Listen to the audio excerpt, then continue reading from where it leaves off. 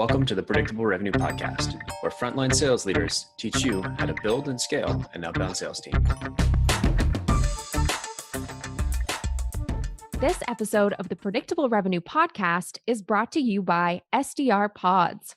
Learn how we can build you a fully equipped sales development team to execute on personalized multi-channel prospecting and book you more meetings at the link below. The ultimate fear in trying to grow your startup is losing all the elements that made it successful in the first place. Whether that's the people who have been with you since the beginning, a founder wearing many hats running out of bandwidth, or feeling that imposing rules and processes is going to suppress the creativity and the interdepartmental collaboration and that real startup culture that you always had. But if you can't find an effective way to shed what needs shedding and to keep what needs keeping, you're never going to grow.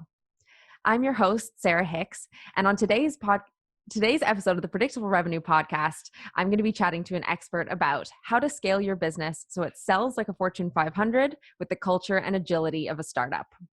Having worked with many diverse startups and corporations over the last 25 years, she's experienced that most companies fall apart once they start to scale. As a solution to this business time bomb, she created the Whirlpool Effect, a revolutionary way to align your leaders and teams around a unifying vision that attracts, retains, and motivates the right talent to achieve your mission. Her simple yet powerful process is helping many companies find and fix bottlenecks that are choking their business performance so they can rapidly scale without their growing pains. She'll turn you into the leader your people can't wait to follow. Claire Chandler, welcome to the Predictable Revenue Podcast. Thanks, Sarah. Thank you for that introduction. It's great to be here. Yeah, of course. I'm really looking forward to this conversation. Claire, you obviously have a ton of experience scaling startups, but before we get into how to do that effectively, tell us a bit about how you got where you are today. Sure. So I spent close to 20 years in corporate America after swearing that I would never work in corporate. So I learned very quickly never to say never, but so I consider myself a corporate survivor, but in 2011, I was on an executive track. I was a vice president of human resources, and I was being groomed for an executive track, and really kind of forced myself into some reflection about the path that I was on, and came to the realization that I was really not, the journey that I was on and the path that I was on were really not what I was passionate about. And so after doing a lot of soul searching around, kind of that reality, I decided to take a bit of a leap of faith. And so in October of that year in 2011, I left corporate America, went out on my own, more so, as I say, on a leap of faith than on an actual plan. But, spent those first couple of years really finding my footing, really starting to establish myself as a brand as opposed to, Claire, the corporate VP of HR. What was Claire Chandler, standalone entrepreneur, going to be all about? And what was I going to offer the world? And so it was an interesting journey and, met a lot of great people, worked with a lot of great clients, dabbled in a lot of different areas until I really established my niche, which is what I formed my company, Talent Boost, around. So I formed Talent Boost in September of 2013. And it's really focused on a lot of what you said in your introduction of me, which is to really help leaders and their teams scale with fewer growing pains, with fewer bottlenecks to their performance and their forward growth, and really help them evolve and mature from the practices and the mindsets that had gotten them to this point, which they knew were not going to fully serve them and get them to the next plateau. So that's really what I specialize in. Gotcha. Awesome. And that's what you're going to help us with today. Absolutely. So without further ado, let's get into some of it. So what makes a great company a great company to work for? One of those things that comes to mind, first of all, is obviously culture. That's that's kind of paramount to kind of a nice workplace, a great place to work. Why is culture so important, do you think? What a great leading question. So culture is hugely important. And I think leaders really underestimated and undervalued the impact of an effective culture, both a workplace culture, a performance culture, a mindset culture, and its impact on that company's bottom line. Until recently, I think leaders are really have really come around to the fact that you either proactively and intentionally form and build and sustain and protect your culture, or it is going to be formed organically, and it's going to bubble up from the bottom up, and it's also going to be fed from the top down.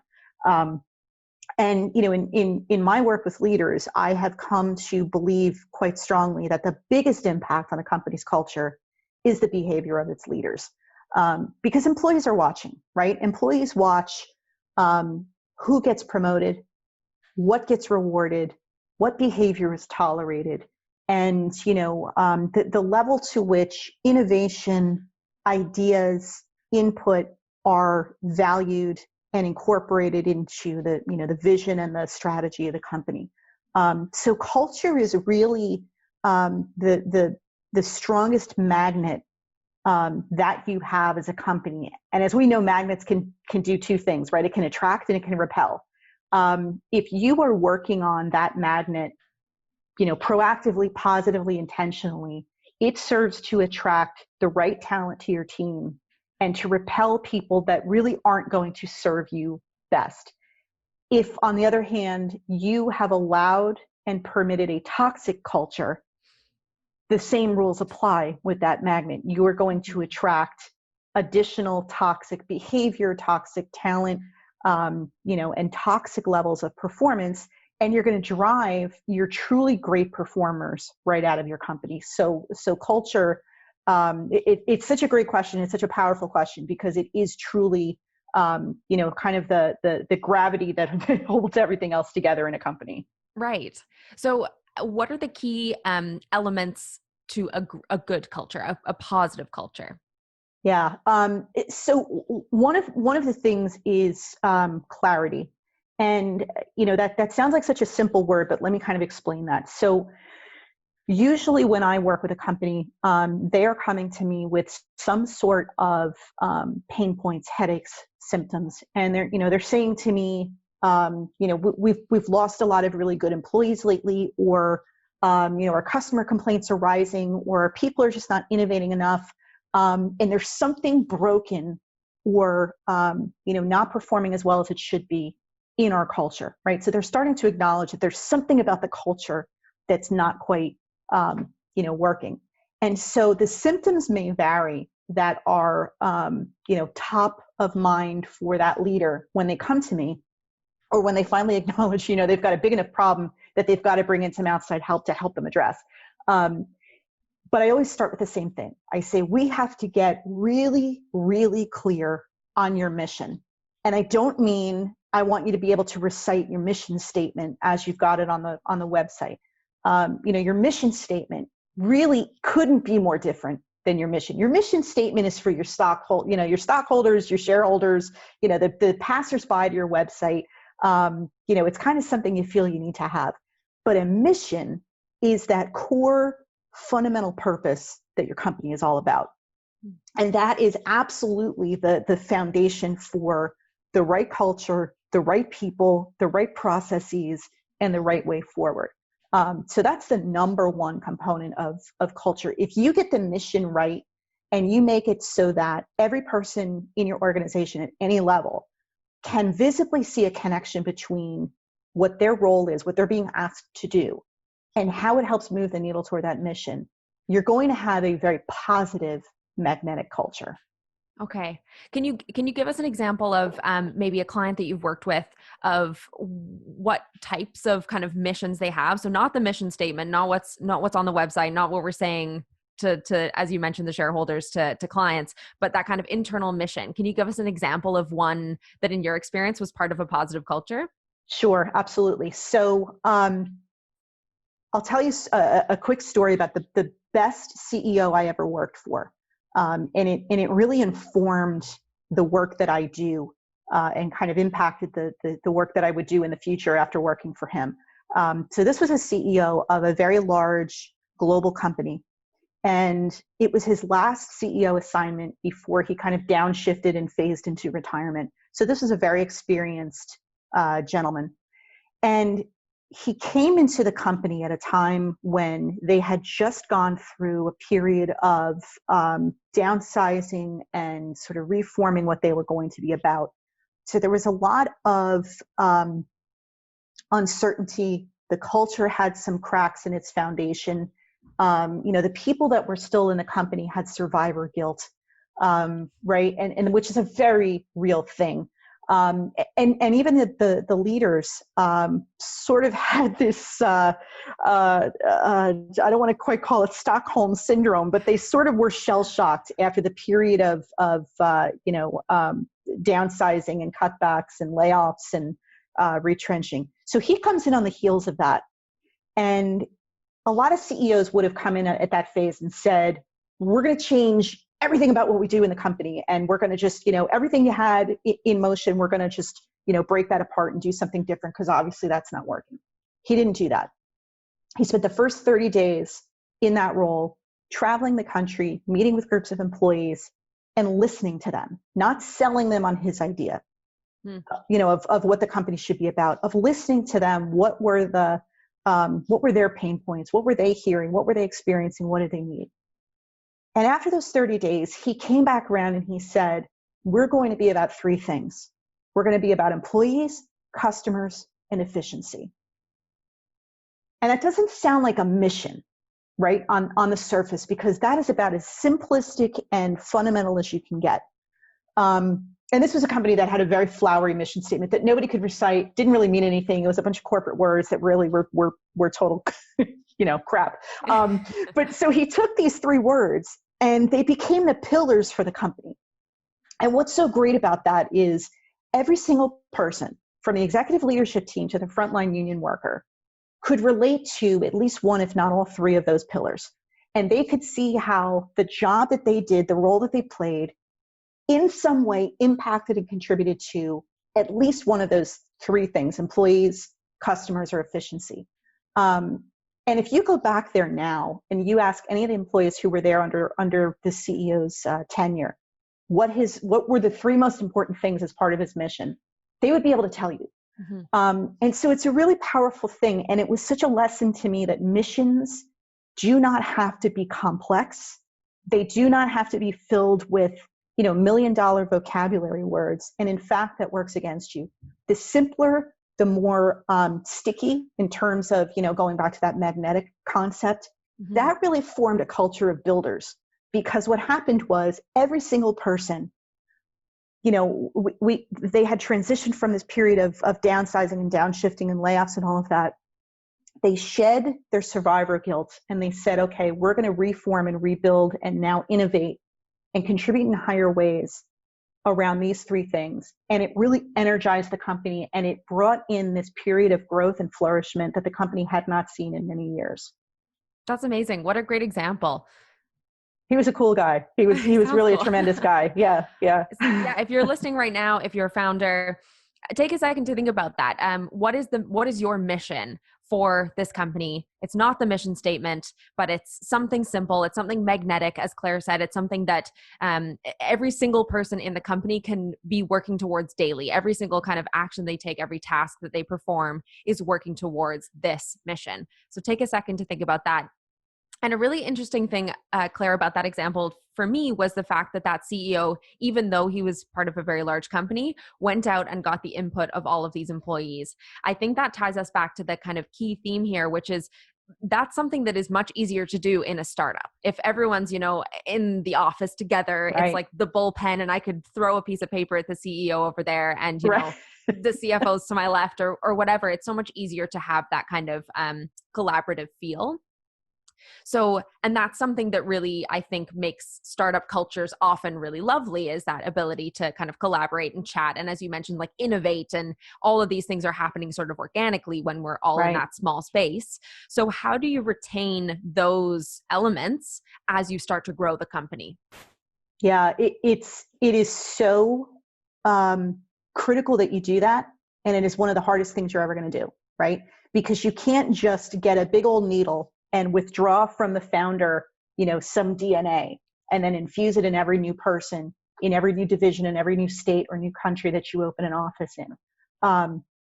And you're right, there is something so magical and so exciting about being part of those early days of, remember when we didn't even have walls, right? And we didn't even have, paint, and there were dents in the wall, but we were excited. And it was the early days of Facebook kind of thing. Like it was just, everybody came in, wore what they want, did what they wanted, and created something that built toward this thing.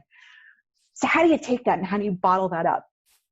And one of the things you have to do is, and I'm going to go kind of old school here. If you picture a Venn diagram, you have kind of like these 3 overlapping circles, right?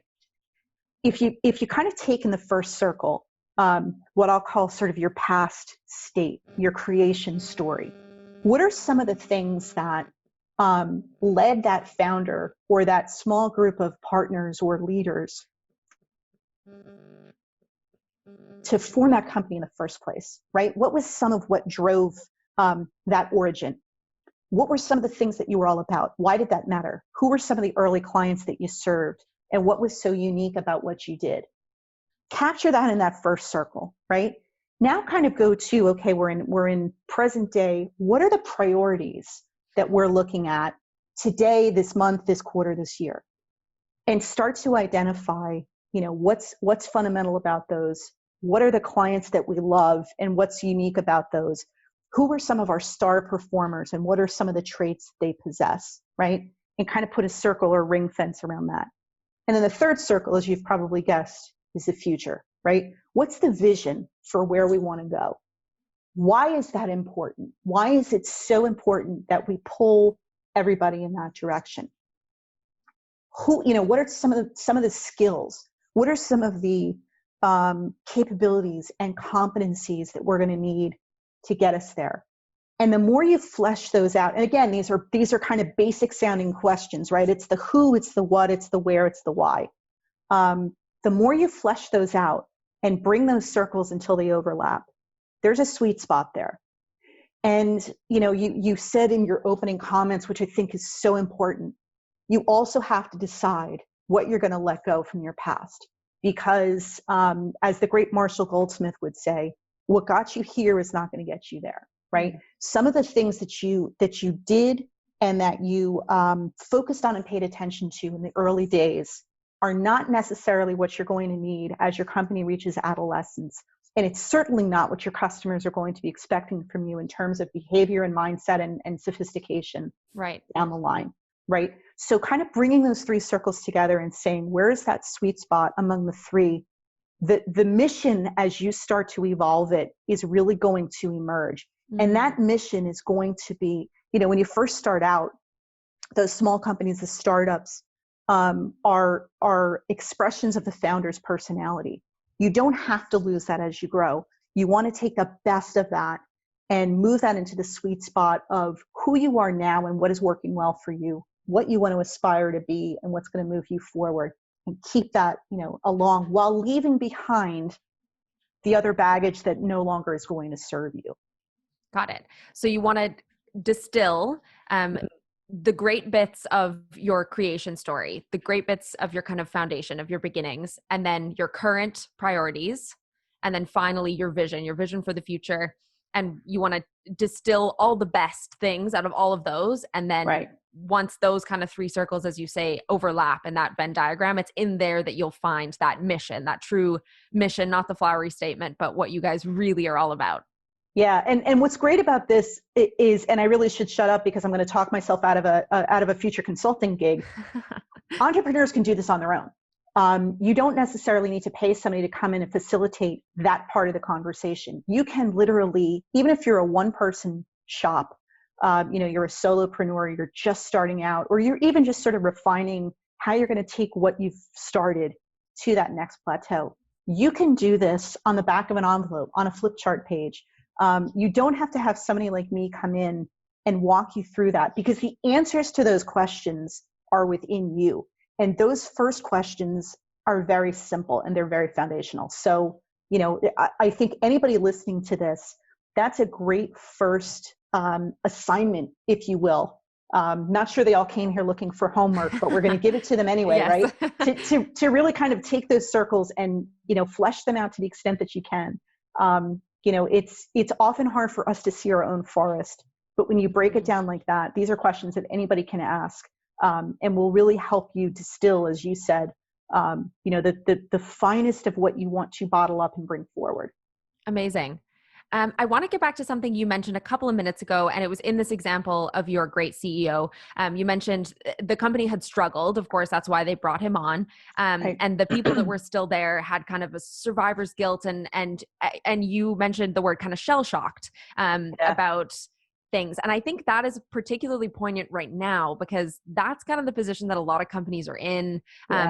Even the companies that have managed to keep all their people, big, structural changes have happened. And there's a lot that's different.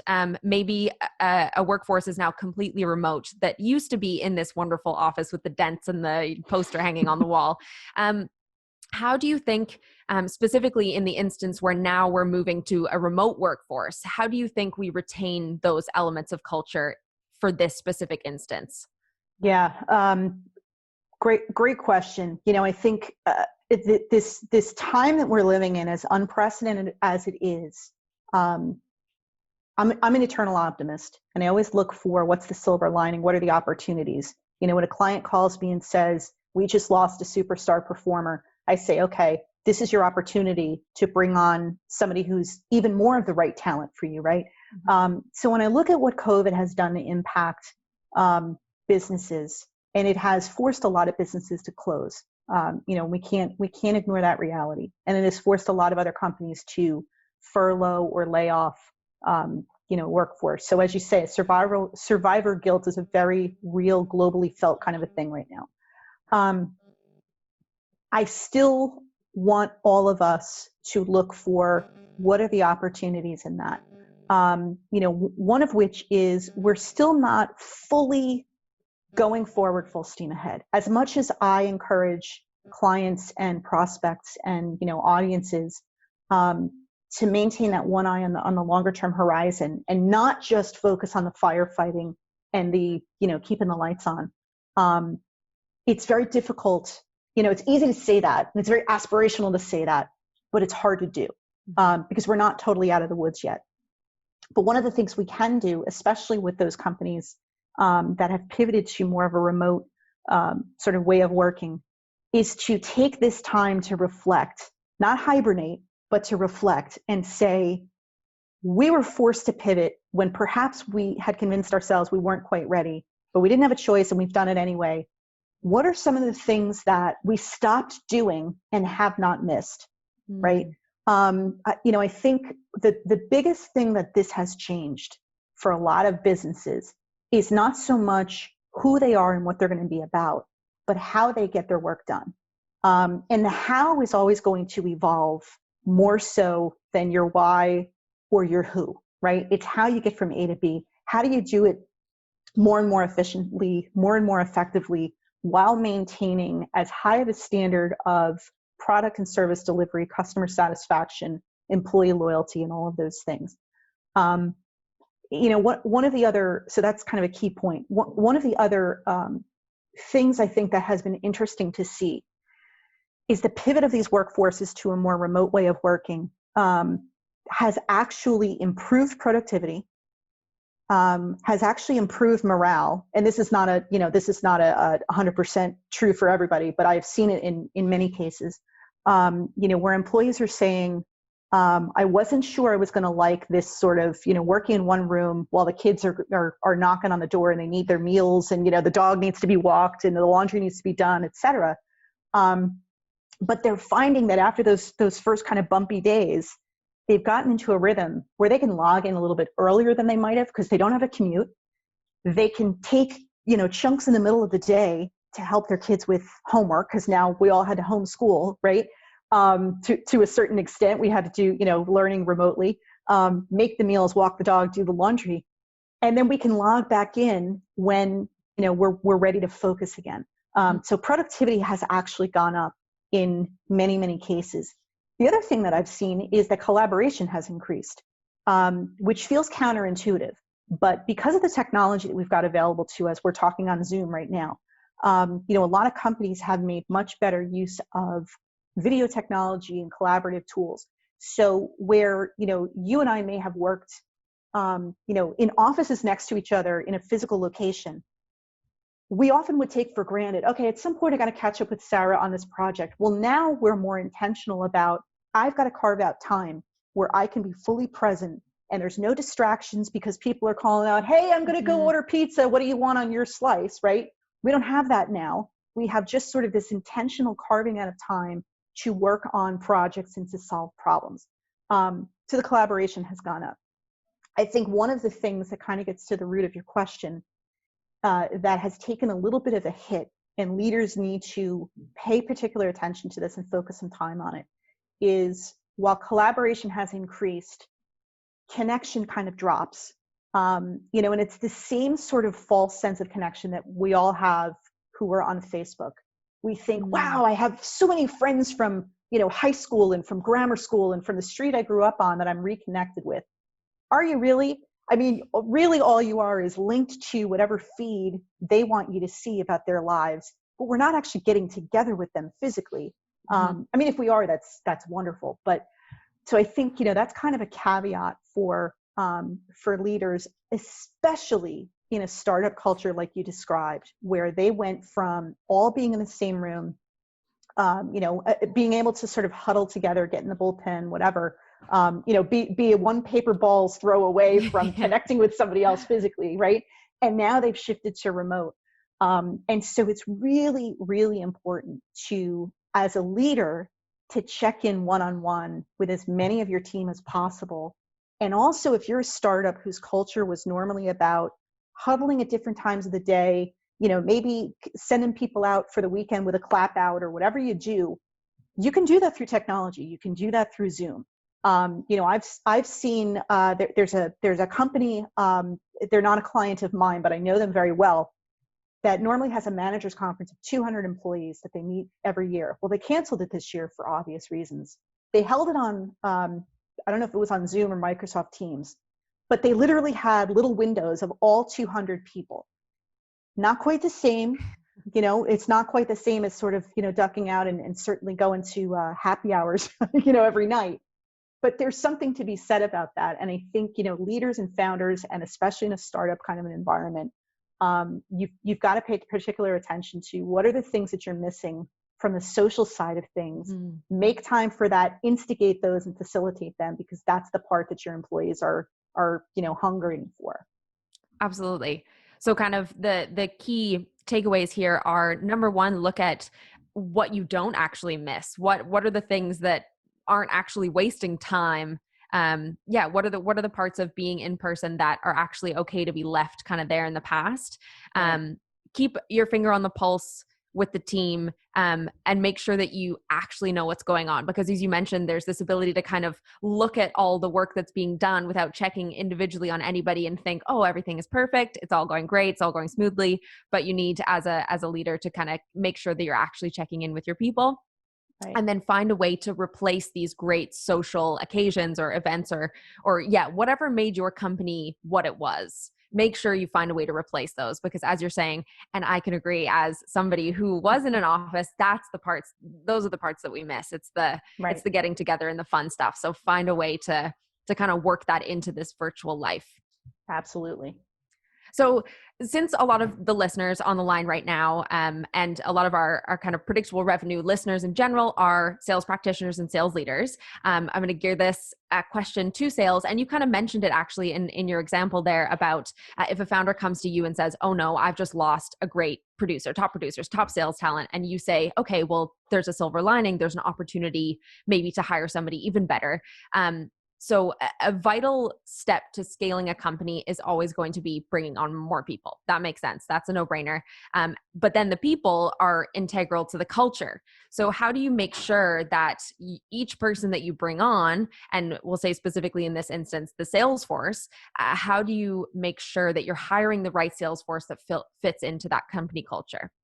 Yeah, and sales, great question. And sales particularly is a function that is often taken for granted in terms of making sure that they mesh with everybody else, because they're so outwardly focused, right? And it's interesting because really good salespeople are extremely skilled and extremely competent at building and nurturing and cultivating relationships with prospects, with customers, with clients. But they don't necessarily focus that same amount of time and attention and effort on building and fostering and cultivating relationships with their coworkers, right? Partly because maybe they don't see them that much, and they're kind of burning all their energy on maintaining the outward relationships.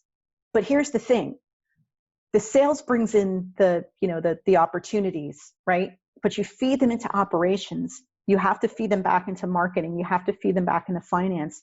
If you don't have a good, productive, positive, proactive relationship with the people who have to deliver on what you sell, and the people who have to measure the effectiveness of that, and the people who have to now market, to the next version of customer, and continually refine, the offers and the market research, et cetera, you're literally leaving money on the table, because the people who have to execute, if they're sort of treated as, you just sold something we couldn't possibly deliver in the time frame or the format that you've promised, it really is it damages the relationship on both ends, right? Mm-hmm. It damages the relationship of the operations or the execution arm of your company in the eyes of sales, because they say, well, now you're making me look bad because I made this commitment to the client, and now you're saying it's not going to be ready, or it's not going to be of the standard they're requiring.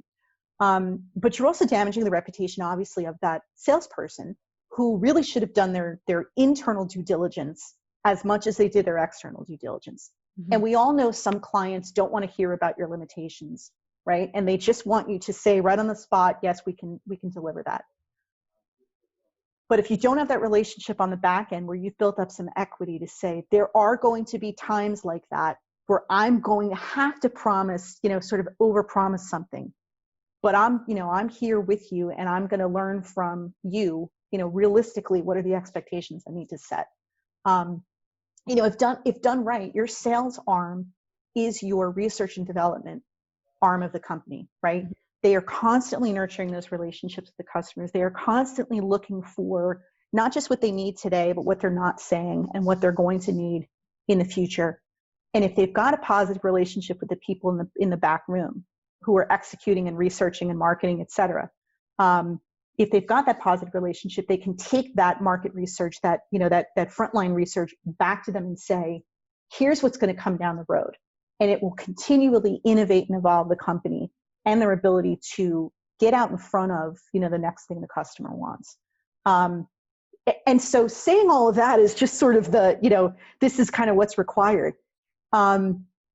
Some people would say sales is sales, right? It's such a transferable skill. And if you're a superstar in one company or one industry, you're going to be able to, do that just as effectively somewhere else.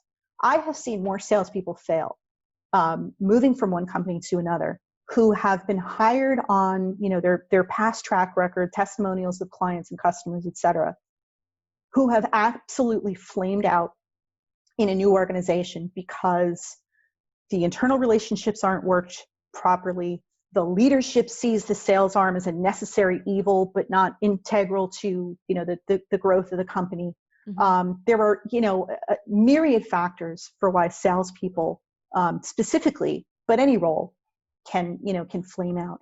And it's exactly what you're pinpointing. It's when there's a mismatch with the culture and, that talent that you bring on, if they don't embrace the mission that you have and what you're trying to build, they're going to either fail, or they're just not going to bring it to the level that you were hoping for.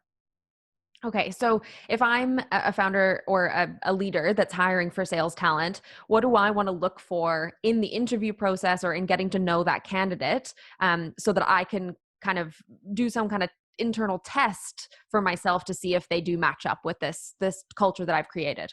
Right. First thing is, before you hire the next person, whether it's a salesperson or anybody, make absolutely sure you are crystal clear on your mission.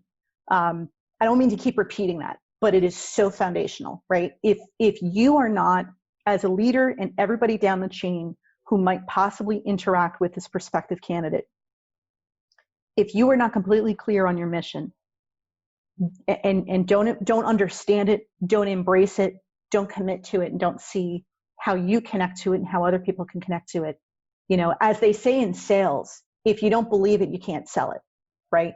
And the same holds true for anybody that you're trying to bring in. You know, I've had this conversation with a couple of clients who say, hey, you know, the unemployment, you know, rate is rising, which means there is talent out there ripe for the pickings. Quantity does not necessarily imply quality, and not every, you know, not all talent is created equal. And like I said, you can have a superstar in one company, you pluck them out of there, you put them into your situation, and they can flame out. So that's sort of rule number one, is to get really, really clear on your mission. Once you do that, the second piece of that, and it's part of the work that I do with my clients, is to say, okay, now that we know that this is your mission, what are some of the fundamental skills and behaviors and competencies and mindset that are going to help drive that mission forward? And those answers are different in every single company. There's no, you know, I can't just give you an inventory and say, check off the top 10 things that are going to be important, right? They're very unique. It's a very customized type of a thing. But once you have that and you say, okay, based on if this is sort of the basket of fundamentals that we need, let's do a little bit of a gap analysis with what we have. Because we may have some people that are already super strong in these fundamentals, but upon analysis, we're very exposed here. And that sounds like, oh my gosh, Claire, that's such a long process before I can hire the next person. I mean, you're talking about getting mission clarity. Now I've got to do fundamentals. I've got to do a gap analysis. If you're committed to the process and you understand why that's so important, it doesn't have to take very long at all, but it's going to pay off in dividends, because unless you like to hire over and over for the same position because you've created a revolving door, you really need to pay attention to what I'm saying. And you have to be, you know, have that as your lens to say, okay, now we're clear on the mission. Now we know the fundamentals we're going to need to get us there. Now we know what we've got and what we lack. Now let's go into those conversations. And it's partly through the conversation, the way you attract people into the room to interview them, behavioral interviewing techniques that are going to get to some of the root of what truly drives that person, and does that align with what we're looking for. You know, there are things like assessment tools that will help you quantify that as well. So there are a lot of different ways. Once you're armed, it's sort of like being an educated consumer, right? You want to be fully armed before you talk to that next candidate with, this is what I'm looking for. And I will now know it when we interact, because they're not going to be able to hide their true selves if I know, you know, how to ask for what I'm looking for. Awesome. So we know who the right types of people are. We've nailed that down. We've brought on these great salespeople. We're retaining them. As you mentioned, it's not this revolving door, because part of that was a culture not fit issue. Right. So we've got them, they're staying. How do we keep up the momentum as we're scaling? What's kind of the next step in making sure we can replicate on the success that we've had? Yeah, absolutely. So, and it's not easy, right? It may sound simple, but it's not easy. Part of it is, as you continue to scale, you want to make sure that, you know, the inclusiveness, the sort of teamwork huddle vibe that you had as a startup, that you keep going. And sure, it's more complicated because now you're in different locations, and, you know, a significant portion of you stayed remote. So you're only kind of coming into the office at certain times, and otherwise you're only on video. You know, and now you're expanding across the country, so you've got time zones to contend with. But the same rules apply. So as you grow and you scale, you still want to huddle, so to speak, and fold in the input, the insights, the reactions to where you want to go. You know, we talk a lot about, you know, this buzzword of transparency, but it's a buzzword for a reason, because it's important, right? So at the highest levels, executive leadership can't, you know, give away all the secrets that they talk about in the boardroom necessarily, but they have to be transparent enough about why we're going in this direction, why that matters. And if it's a little bit of a change in course, we want to make sure we're using our turn signals to make sure that, you know, the people that are trying to follow us don't have to all of a sudden cut across 3 lanes of high-speed traffic because we made a knee-jerk decision and we forgot to tell everybody, where we're going. The power of why, which obviously is around the mission as well, why we're in existence and why this matters and why we do what we do. But the why behind the decisions that you make about where you're going to grow, when and how, who you're going to hire, right, and what they're going to be doing. Taking those extra couple of seconds to explain the why behind your directives and your decisions is hugely powerful. And being open to the fact that as a founder, you don't know everything and you can't do everything. It's the whole reason why you brought on other people to begin with, right? To kind of complement your skills, to bring different perspectives that perhaps you haven't thought of, to bulletproof your ideas so that you can not only catch up to your competition, but absolutely trounce them year after year, right? So those are just some hugely important things to do. Amazing. So kind of to continue your road analogy there, I really like that. So you, of course, yeah, you've got to let your people know we're taking a hard left. We're going to New York. We're not going to New Jersey anymore. I don't even know if that New plan. That's fine. Work, yeah, exactly. We're going. So not only do you, of course, need to tell them, all right, indicate we're all heading left in this convoy.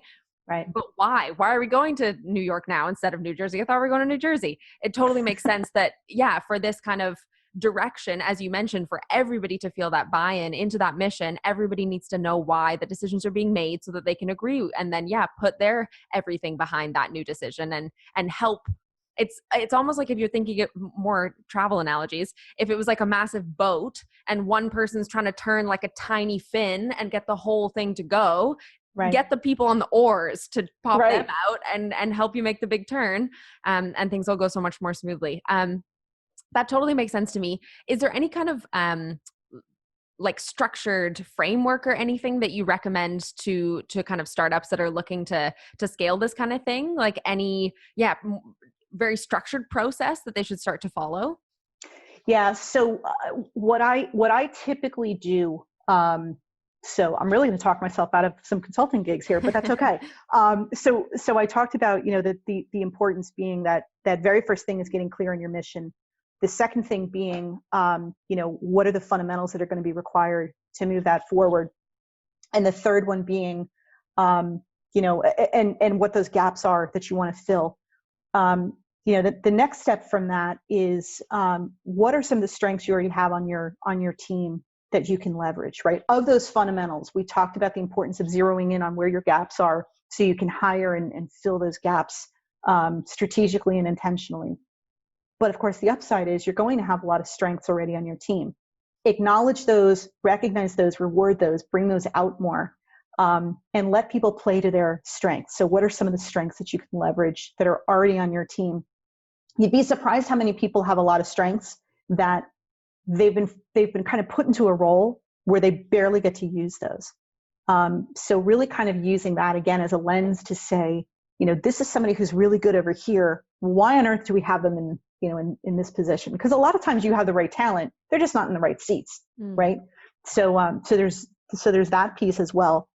And then you want to look at, what are some of the obstacles that are standing in your way of achieving your mission? And how can you turn those into opportunities instead? And again, it may be simply kind of reorganizing who you've got, focusing on what, so that they're more aligned with their strengths. And then I can't emphasize enough, especially when you're starting out, not just as a startup, but as you're starting to do your first scaling, your first growth, identifying quick wins. Yes, it is important to know what long-term success looks like. So you know it when you see it and you celebrate it. But there are quick wins that are going to help you get some momentum and propel people, forward, because it is a lot of work in the beginning. I mean, just putting a startup in and surviving, those awful statistics of failure rates of startups, right? And overcoming that is hard work. Well, now you have to not rest on that and say, well, we're just going to operate in startup mode, for the next 30 years until the founder dies. Well, that's not helpful, right? We've got to pivot. We've got to evolve. And so, quick wins along the way that infuse you with a little bit more energy to keep going. are really important. So if you picture mission being kind of the groundwork, that clarity, you get your fundamentals right, you leverage your strengths, you turn obstacles into opportunities, and you identify quick wins. That spells out flow. You've got fundamentals, leverage, opportunities, wins. I typically do that in more of a workshop setting. I know I just went through that kind of fast, but if you play this back, you kind of slow it down, or even, you want to hop on a call with me for 30 minutes, I can do a deeper dive for no cost. If you do that, what you end up kind of mapping out is literally not to get punny about it, but a flow chart, right? A roadmap for, if this is our mission and now we're super clear on that, what are some of those first steps we need to take? There's a lot, obviously, that comes up after that. Challenges, as you evolve and you get to a higher level in your business, you're going to come across higher challenges. You're going to come across more complex obstacles. You're going to come across, issues and opportunities. Again, eternal optimist, right? So looking at those as opportunities to kind of kick up your game and innovate. But if you start with that mission clarity and then you kind of map out your flow chart for how you're going to get there, if you take some time to just do that and involve as many people as you can in that process, because people support what they help to create, you're going to save yourself time down the line of having to try to go out and sell that to your employees. If they were involved from the beginning of, building your map toward the future, you've already gone up many, many steps in terms of building buy-in and really increasing their engagement and their commitment. So those are just a couple of quick, not so quick. They're simple, they're not easy, right? But things that you can do to try to prepare for that next stage. So, between that and the Venn diagram, boy, Sarah, we're giving them a lot of homework to do. We are. But I think that's so vital what you just said about kind of people wanting to work towards the thing that they've built with you. It totally makes sense, because you can't expect an employee who doesn't really understand what the ultimate goal is to, work above and beyond at what they're doing to get there if they don't even know where they're trying to go. Because they don't know what direction is beyond, right? If you want them to contribute beyond can go in 360 different degrees. So which direction actually helps you go forward? Exactly. Yeah. And as you said, it's simple, but it's not easy to execute. That's right. Which is why I don't think you're losing any consulting, because people are going to need your help to actually do this. All part of my plan. Yeah, exactly. Talk to me about the idea that startups are managed by chaos.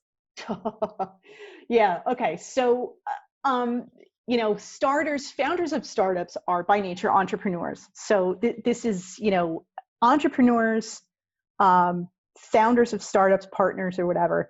I mentioned when you asked me to kind of take you through how I got to this point, I was in corporate, but I was restless because I knew it wasn't quite the right fit, right? Entrepreneurs and founders feel the same way. And I can't even think of one exception of an entrepreneur or a startup founder that I've spoken to who didn't have some sort of transformative event that caused them to wake up and say, what have I been waiting for? It's time to take my shot. And so those first few months, that phase of ideation of what's going to be possible, are very chaotic. I left corporate in 2011, didn't form my business formally until 2013, and I'm still a solopreneur. It's not like I had to get some board of directors or advisors or big workforce to buy into what I had finally sort of narrowed in as my focus. I had to get me on board with that, right? But when you're an entrepreneur or a founder, you have to get partners, advisors, angel investors, employees, customers, clients, all to kind of buy in on what you're all about, why that's different, why that matters, and all of that. And it is very chaotic. We entrepreneurs are control freaks, which is why we don't quite fit into the corporate box, because we don't really like being told what to do without the freedom to question why, right? Mm-hmm. And explore the why. So we're control freaks, but we also have many, many voices in our head, right? We're constantly being bombarded by ideas and by thoughts and by the naysayer on this shoulder and the just go for it on this shoulder. And they're all the same person because it's you. And you tend to, in the beginning, you get so excited by the creation. You get so excited by the building. You get so excited by this is going to be new and different, and this is going to be a way for me to channel my personality and my passion into something that I can, get clients, deliver great results, and support my family and the life that I want to live, right? It is by nature chaotic because you can't just, there's no cookie cutter, there's no roadmap that everybody can follow. Even that flow roadmap, believe me, if there were, I would be out there selling that, right? But there isn't. And so it is by nature a very chaotic start when you're forming this new world. And it's one of the reasons that people gravitate toward working for a startup, because there is this, I don't know, maybe it's the caveman in all of us that we like to build things. We like to, forge our own wheel, that kind of a thing. And so it's very exciting and it's very magnetic to say, wow, I'm going to go work for a startup because I get to skateboard down the hall and I get to wear whatever I want. And there's a ping pong table in the corner and that's all great. And those are the fun parts of that culture. But if over time, it may be exciting at first to say, we're going to fly by the seat of our pants and we're going to make decisions like this and it's all going to be great. After a while, it turns into this frenetic, shaky foundation under which your best employees, the employees who should stay with you and contribute at higher levels, just can't get their feet steady on. So managing by chaos it's a very real thing. It is extremely prevalent with entrepreneurs and with startups. And as you pivot and as you ascend to a more mature level, it's one of the reasons that you have to kind of outgrow that, mature that, do the work to bottle up what's great about that and what should not be let go, but shed some of the almost adolescent ways of forming decisions and moving forward and bringing in revenue, because they're not going to serve you in the long run, and you're going to lose people. So the excitement that they have at first is going to lead to burnout. Yeah. You look at Elon Musk is a great example of that in his earlier businesses. He attracted people because he's a genius, he's an inventor, but he's extremely hard to work for over a long period of time. Yeah. And I've heard the same about Steve Jobs too. Oh, absolutely. Just these people, that their minds are going a million miles a minute, and you can't find stable ground anywhere in there. So I think that's a great kind of segue into how founders themselves can kind of push the startup to outgrowing this managed by chaos state. In a lot of startups, as you mentioned, you yourself, even founding your consulting business, founders are wearing a ton of hats at the beginning because you don't have a head of each single department to help you with everything. So you're doing all these things at once. And Claire, in your experience, you've helped a lot of startup leaders kind of grapple with this particular issue. What do you share with them that helps them move away from that chaos and behave like the leader of a big company? Yeah. You've got some great questions here. One of the things, again, keeping in mind that we are by nature control freaks. And when you first start out, of course, you're doing everything yourself. Especially if you're going to remain a solopreneur for a longer period of time. I myself am a solopreneur, and it took me a while to really accept that I don't have to do everything myself. Even if I don't bring on another employee, there are processes, there are systems, there is non-revenue generating work that I'm focusing too much time on that I can outsource or get rid of because it doesn't serve me anymore, right? And so, for founders, that's really one of the keys to their growth, and the growth and pivot and maturing of their company is to learn what they can let go. And so I do a lot of work with leaders at that stage to really kind of dive deep on, so hearkening back to, we've got mission clarity, and now we've established what the fundamentals are and what strengths we already possess that we want to leverage. It's the same process one-on-one with that CEO or that founder, is to say, you're at a point where, and you've been here for a while, you just haven't kind of given yourself this credit, that you have other people around you. And now we've started to put in a little bit of structure. where you're gonna have mission clarity that you can articulate consistently, and everybody else can get behind and attach some meaning to. You're starting now to think more strategically and intentionally about who you bring on next and how you're going to vet them, right? And then, of course, how you're going to onboard them. So that structure is starting to happen. And you're noticing I'm slowing down my speech a little bit, because when you talk to a founder about bringing in structure, remember, they like to manage by chaos. And the thought of structure is, well, that's too rigid and that's too bureaucratic, and I don't want to be a corporate, bureaucracy. And that's true. But your employees still need some guidance. It's kind of the same thing as parents, right? You're not supposed to be their friend. You're supposed to be their parent. You've got to give them boundaries. So we're talking about boundaries, right? We're talking about not just the fundamental structure of keeping you compliant, because the bigger you are, the more you're going to be in the gun sights of compliance agencies, whether it's OSHA, whether it's, equal opportunity, employment opportunity, et cetera. So you've got to be careful, but you also don't want to be so cautious that you stop doing that forward drive that made you a startup, to begin with. Right. So I do a lot of that kind of soul searching, deep reflecting assessment of, that founder to say, you're at a point, and like I said, you've been here for a while, where you can let go what you are not, completely genius at. And it's about, finding what that genius zone is, or in some cases, I refer to it as your fast lane, right? You've got a fast lane, you've got sort of a transition lane, you've got a slow lane. You can offload those other things. What I find most often, and you brought up Steve Jobs and I mentioned Elon Musk, they're perfect examples of this. These innovative folks who are founders and entrepreneurs and all of that, they're typically, not in every case, but they are typically really, really good at visionary, creative, innovative, strategic things, right? Mm-hmm. They're the sort of they want to set the vision, they want to set the horizon. But they tend to be, as a species, horrible, horrible business managers.